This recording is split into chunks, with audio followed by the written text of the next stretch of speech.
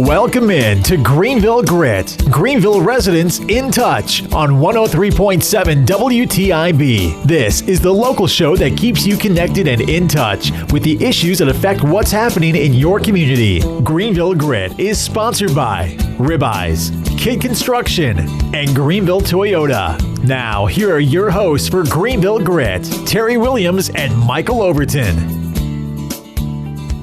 Hello and welcome to Greenville Grit. I am Terry Williams. And I'm Michael Overton. Terry, welcome. We're here in this beautiful September week of cooler weather. It's been nice. After our fun time of hosting Talk of the Town this past Friday. Oh, a lot of fun. We had a good time. It was a lot of fun, but we're going to be back to business here. We have Rick Smiley, incumbent candidate for District 4, Greenville City Council. And so, Rick, thank you for coming on the show today. Thanks a lot. It's a pleasure. So we look forward to talking with Rick, but we always thank the sponsors. Thank those sponsors. That's so right. We got to thank you so much to I want to say Ribeye Steakhouse first. I don't ever do them first. We don't do them first. I ate there a couple of nights ago. It was fantastic. I had a friend of mine did their anniversary there last night. First time they'd been, and really, really good. Well, they had a great show this past Monday night with Mother Earth Brewery out of Kinston, and two people in the art community were there selling. So it was a great event, and make sure you support them. They're at the corner of Fire Tower and Arlington Boulevard, also a location in Williamston. So please support Ribeye Steakhouse. Greenville Toyota, if you're looking for a new Toyota or Scion or new used car, go see Craig Gillis and the Greenville Toyota team. Catch them on the web at greenvilletoyota.com, across from Fresh Market on Memorial Drive, or call them up at 321-3000. Also, the Overton Group Real Estate Professionals, serving all of eastern North Carolina from Raleigh to the coast. Looking for business brokerage, commercial real estate leasing, sales, property management, or residential brokerage, we're here to help you. So you can look us up on overtongroup.net or give us a call at 355-7006. We're going to take a 2-minute commercial break, come right back, and we'll get into discussions with Rick Smiley, candidate for District 4.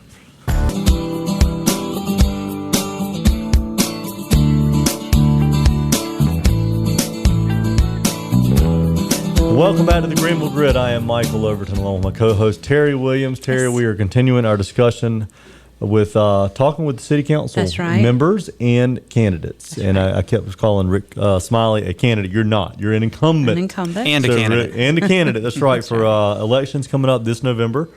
And so we just want to start out like we have with everyone we talked to. We've had the great opportunity of speaking with several of the incumbents as well as some of the new candidates, some of the ones that we've spoken to. And if you want to check them out, go to YouTube, type up Greenville Grit, or you can also catch it on greenvilleheadlines.com. But we've had Terry Boardman, who is your opponent, but we've also had Patrice Barrow, Candy Smith, PJ Connolly, Rose Glover, Rick Crosscree, Calvin Mercer was on last week. That's right. And is that it? I think that's it. Eric Anderson, that's right. And so I think that's all we've had. And I think we got Marion Blackburn on, I believe, next week. Okay. And then the mayors will start coming on and talking about what they want to do. They'll be getting close then. Yeah, we are, and we're very close. I mean, I think we're middle of October is early voting. 22nd. Yeah, you're 1 month out or less now. Absolutely. And so what we really want to do is encourage people to vote, encourage people to meet their candidates, and not just meet them in person, but also listen to them and understand. I mean, we've vented, Rick, at our frustration over the last several weeks of I think that they said the average turnout for municipal elections is like 15%. Yeah, it's in that range. People that, the city council has such a huge influence on everything that goes on in the lives of the residents. It's frustrating that not more people are involved in getting and going to vote. So we're trying to push that. But again, thank you for coming on. What we want to do is know a little more about Rick Smiley. Give us some background, how you got to Greenville. I know you've got family that have been here for a very long time. But go into that. Yeah, my grandparents both were professionals here in town. My grandfather was a librarian at ECU for decades. My mom's dad, O.R. Pierce, ran a dental office on corner 4th and Harding for 30 or 40 years. That's right. I was born here and spent the early years of my life here. Went to grade school and high school in Raleigh, but summers were always back here visiting. And in fact, you and I were backdoor neighbors there for a while. Yep. And came back here for grad school and ended up, been here more or less continuously since the early 90s. Worked in a finance firm and then ran a contracting firm with my mother Candace Pierce Design. We did a lot of the historic renovations uptown that you've seen. In 2004, I started working at East Carolina University, where I am a grant and contract officer for the university, and help faculty members to put together grant proposals to federal agencies and then to manage them when they win them, and contracts with industry as well. Somewhere along the way, I started paying attention to, as you say, what's going on in the community. I ended up as president of the Brook Valley Homeowners Association, and that led me onto the Neighborhood Advisory Board. And from there, I got more and more involved in politics. And if you do that too much, somebody will ask you to run for something. So I tried that. And we know. So I lost one in 2011, and then I won in 2013. And I have to tell both of you, losing an election is not a problem. You go back, you pick your hobbies back up. Winning an election, that takes some time. So anyway, so now this is my first opportunity to run for re-election, right. And so that's been an interesting process as well. Well, I'll say the funny story of after Rick Crosscrete and I ran against each other, and he won. I think one of the next weeks I was down in Florida doing something, and he was at a city council meeting, and I think my father-in-law went up to Rick and said, "Rick, I think Michael got the better end of this thing." So, I mean, the term winner and loser is maybe not exactly. There's no doubt. It's a lot and of I think it is easy for people to critique. I mean, you are anyone up there. You're in a tough position. No matter what you do, someone's not going to like it. That's right. And so you got to respect anyone who's in that position and putting themselves out there, and understanding that if you do run, you are out there for criticism. But we're interested in this period coming up because there's a lot of people running. There's some really good people running. There's some good people that have been in there, and so we want to find out where we're going. So you gave us some history on you. Tell us why are you coming back for re-election? I mean, and what would you like to see happen over the next 2 years? I guess the things that I've been most pleased about with what we're doing on council are also there's some other aspects of it which are the things that still need to be done. I believe that we should be setting the city up to survive and prosper for decades and decades and decades. People are building lives and careers here in Greenville they may not think of it in these terms, but with the assumption that Greenville is going to be a growing and prosperous place here 50, 60 years from now. And so I think council's most important job is to focus on that. So sustainability issues become, and I mean this, I'm not talking about environmental sustainability, though that is an issue, fiscal sustainability, operational sustainability, and sort of if you look back at the last 8 or 10 years of what the city's been doing, I think we've faced 5 sustainability challenges. One of them was other post-employment benefits, which a previous council put in place a plan to deal with that. The sanitation fund for a while there was looking like it was going the wrong way, and a previous council put in place a plan to address that. For a long time, we didn't do a very good job planning for vehicle replacement, and a previous council put in place a plan to deal with that. And the nice thing about that is when good plans get put in place, later councils tend to keep them. We have a lot of arguments about various things, but if somebody solved the problem, most of the time we've been able to avoid unsolving it. This last council, I think we've done a really good job dealing with the facilities that public bodies, if you're not careful, tend to defer maintenance. It's too easy to say, hey, the roof's not leaking this year, there's no need to fix it.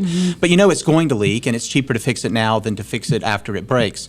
So we've set up a facilities maintenance fund plan that seems to be operating well, and if we can keep that plan going, then I think that'll be something where we will have solved another challenge, a sustainability challenge that the city faces, that perhaps future councils will be able to just run on with. The last one, maybe not the last one, but certainly the one that's before us now, and you guys have discussed this many times, is the streets. 20 years ago, or some number of years ago, there was the money we got in on Powell Wheel funds largely was enough to pay for it. In terms of just maintaining the lane mileage you already have. Over time, that's not been kept up with. Those funds have diminished, or they've been used for other street related issues, like maintaining the the signaling or something like that. And so what's happened is there just hasn't been enough money put aside for just replacing pavement. We have to find a way, again, building on some of maybe the models that we've used in other methods, in other issues that I've just discussed, to put more money into that on a sustainable basis. So it's not, hey, you throw, $3 or $4 million at it once every 4 or 5 years when you can find it. But you build into the budget. No, we're going to commit to every year funding this at the level it needs to be. That getting to that level is probably going to be a 2, 3, 4 year process, because it's a case of identifying the additional funds that can be put in there. Some of that would come from growth. It might come from savings in other areas, and making sure that it is identified and put into that purpose, and that it stays in that purpose going forward. So that's an example of the things that I think that interest me about council is building a city that's going to operate into the distant future. And I think there's still work to do, and I want to do it. There was discussion earlier in the year about the health fund, and you just mentioned about it, setting that up and having that fund. But in the paper in the last week, they've talked about that's actually going to be going up. The cost of that to employees is going to go up. You're talking about the cost of their health insurance. So explain the health fund. What's its purpose if it's not to help the employees and you all maintain the premiums that they may be paying now? Okay. What's the difference, and what's the health fund money for? The health fund is basically it operates on a year-to-year basis. And so if you look at it and you say, okay, we got 750 employees, we believe this year it's going to take this amount of money to cover all of their claims. And then the employees put in a percentage, and the taxpayers cover the rest. Over the last few years, that amount has gone up. That if you look at the percentage of what health claims cost us in terms of as a percentage of the city overall budget, those keep going up, and that's true across the country. Most of the industry tries to nail that down at about 20% by the employees and about 80% by the taxpayers. And we've fallen below that, so that the taxpayers are paying more like 83 or 84%. So there is a plan in place to change to some extent the way the plan works, and to some extent the premiums the employees pay, to bring that closer to this 80-20 target. How much money you put in each year is basically a bet on how much money is going to be needed. There is money sometimes left over from previous years, and if it ran a surplus, or there may be money, the amount of the fund may have dropped because the claims may have been higher that year, right? But that's what's happened in previous years is basically sort of the risk-adjusted position of our previous investments. The employee's contribution is capped. They know I only have to pay this much out of my paycheck every month, and then it doesn't matter how big the claims get. Nobody ever goes back to the employee and say you have to pay more. The city self-insures, and so the city covers those costs. At the end of the year, whatever happened, the taxpayers either came out a little ahead, or came out, or paid a little more than they thought they might. And so there is a balance which moves forward from year to year. But each year you're going and looking ahead and saying, okay, this is what we think our claims will be this year. And then you try to set it up so that the taxpayers pay 80% and the employees pay 20%, or whatever that target is. And as I said, the taxpayers' portion has been higher than is competitive among cities of like Greenville around the country. So the goal that we're moving toward is to try to get to that 80-20. So how much is in the health fund? How much dollars? Do you have any idea? I think it was $1.5 million last year. Yeah, it's. I think the target is. I'm sorry, that's a different fund, but yeah, it's in that range. It's $1 to $2 million, and it's going to vary depending on unpredictable things. Who's going to get sick? Who's going to get? Who won't get sick? Okay. I'd like to talk about economic development a little bit, Michael. I think that's what you wanted to talk about. Mentioned too, and it's one of the questions I've asked the last two member or guests that we've had on here is being on the council, learning what you've learned over the last 2 years. We did lose Carl Reese, who was our economic development director. And that's something that Terry and I have been very loud about over the last 2 very years. concerned is really that it hasn't been pushed replaced yet. forward. And I think that there are some interviews going on to try to find someone. We actually had there a candidate had been it was finalized, it had been identified, That's and then that correct. person decided that he didn't want the so job. I guess my question is, I didn't know that. Okay. So they've reopened the position because they have the chosen candidate chose a different Right. option. Okay. So what do we do as a city in terms of city leadership, starting with council and pushing that down? How do we make Greenville an environment where people want to come here to invest and set up shop? I think that it's twofold. You're talking about two different groups of people. You're talking about industries that want to come here, and you're talking about the personnel that will staff those industries, right? People with the kind of talent that are needed. Otherwise, you're not going to get. It's a two-part question. My understanding is that the question you get when an industry calls your economic development officer or whoever answers the phone when they call the city and says they're looking at your city and they're considering locating there. The first question they ask is, send me a list of your development ready sites of this size. If you can't send them a list that's got the size they need, they never call back. That's the end of the conversation. So doesn't matter how sophisticated your recruiting methods are. It doesn't matter how attractive your city is. If you don't have a development-ready site that they can move into, these guys, they don't want a 3-year, 4-year development process. They want something they can move into and build on and be up and running in months, ideally. So, and that's something that Greenville has been weak in. It is something we've been trying to do something about. We've got this site-ready program in place, which is funded through a pretty innovative arrangement with the Golden Leaf Foundation. But the idea is that if a developer wants to take a site and turn it into, do the things that are necessary to get it within months of development, and you guys know this much better than I do. You're both real estate professionals, but whatever engineering that needs to be done, if there's any studies about about utilities or sewer, water, soil analysis, the city is willing to help cover those costs for a very low interest loan, basically until that site goes into development. Now it's probably much more complicated than I described it there, but I believe that A, we need to make sure people widely understand that that's available. B, we should try to to make it more. If developers are taking advantage of that, we should make sure that there's additional money. If we're getting demand, let's meet it.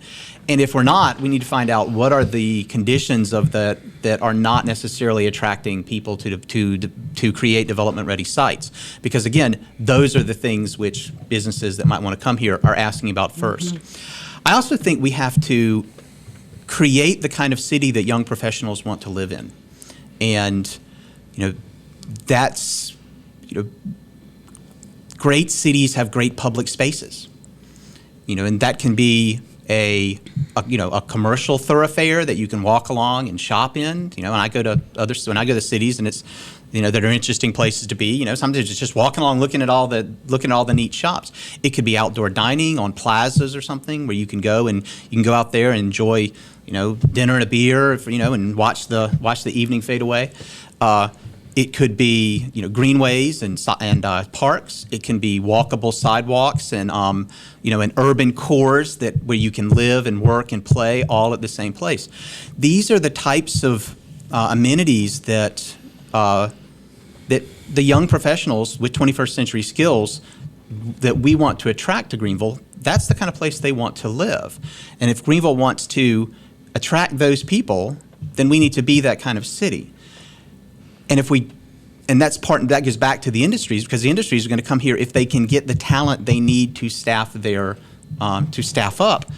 And they presumably also, if they're relocating here, they already have staff that have got to be willing to come here. You can't say, hey, everybody, we're moving to Greenville, if half the staff looks around and says, we're not moving to Greenville. So I think those are the sort of the twofold, the twin approaches we need to be taking. And I think to a certain degree, we are taking those approaches. This is one of those things, though, where you can always need to be doing more. It's what's the secret to succeeding is invest, invest, invest, invest, invest.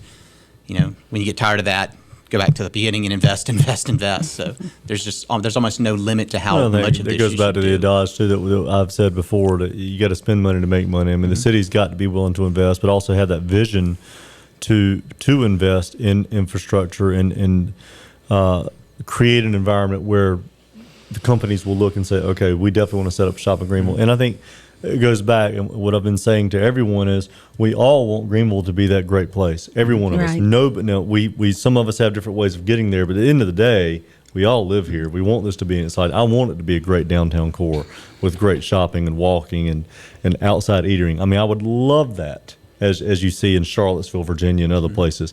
And I think we can get that, but at the same time, we've got to continue to bring these jobs in, good jobs like the main pharma job that we It's all have about on the show. jobs. People are not going to come here and start an industry or open up a new store based on what kind of park we have. They're going to do it based on how is it going to function when I open this business. I think if we can create the jobs and create people wanting to come here, then we'll have all the parks that we want because we'll increase our tax base. And I think that's just the way it has to be. Well, we have reached our second I know, commercial we break. have. It's amazing how fast. I told you it goes fast. goes So fast. here we are. We're going to take our second commercial break. We'll have about 4 minutes. We come back and we'll finish it up with Rick Smiley.